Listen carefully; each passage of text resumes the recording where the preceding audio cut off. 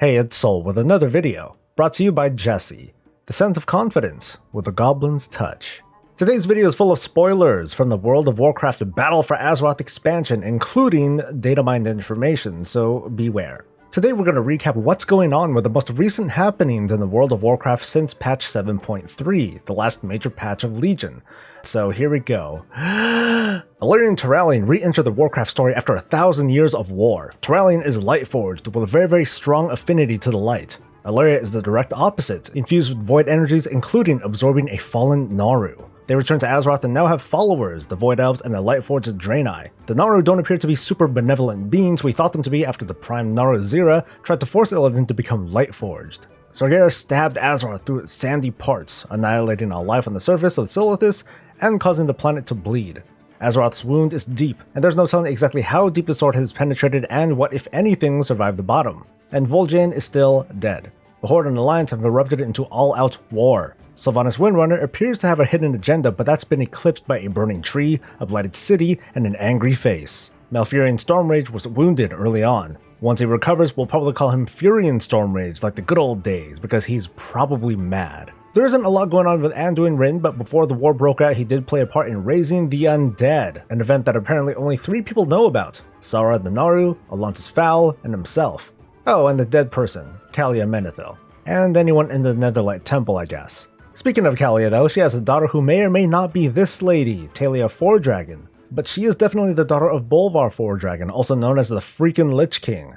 Fans are trying to ship Talia and Anduin, which could happen unless Daddy has a problem with her dating a man who like 5 people think might be the son of Arthas Menethil and not Varian Rin, which could mean like nothing. Saurfang and Sylvanas had a falling out. He started a war that he couldn't finish. He was captured and offered freedom, but refused. All that's left is for the warchief to attempt to assassinate him, and we can write this off as, yeah, we knew that would happen, even if Blizzard is saying it won't. Back to the whole war business, Horde and Alliance representatives seek out new allies, not knowing that the enemies of these allies are secretly working with the likes of Queen Ashara, who's working with N'Zoth, the last old god who hasn't recently been given a raid instance. And who are we kidding? The old gods are behind every other loose thread anyway, because they are the perfect scapegoat. And I bet that people's heads would explode if the whispers of Il'gynoth and the writings of Ogmoth the Mad turn out to be nothing more than red herrings. And Vol'jin is still dead, but we don't know where his spirit is until a few weeks from now after the end of the events in Uldir. In the meantime, one Samdi, the likable Loa of Death, is in a panic.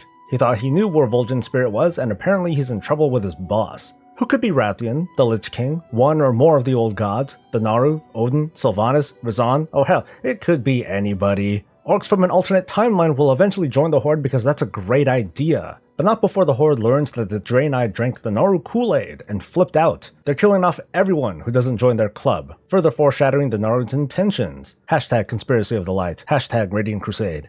And no doubt, there's more threads both big and small that I missed, but the point I'm trying to make is that there is a lot going on. It's hard to tell which thing here will eventually be the path towards the end of this expansion, or if these will follow to the next expansion.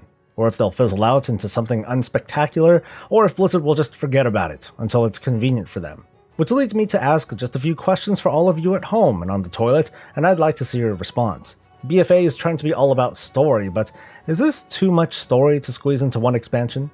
Are all of these loose threads going to be covered? Or will they end up resolved outside of game, like in another book or an audio drama? Are you finding this fun, entertaining, overwhelming?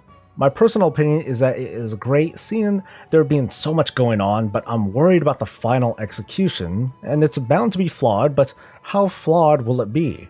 Those are the thoughts and questions I'd like to leave with you today. This is a quick one. So thanks for watching, and please like this video if you enjoyed yourself, follow me on social media, and subscribe so I can keep giving you more of this and all things Warcraft. I'll see you next time. Until then, stay safe, stay happy, and stay breezy.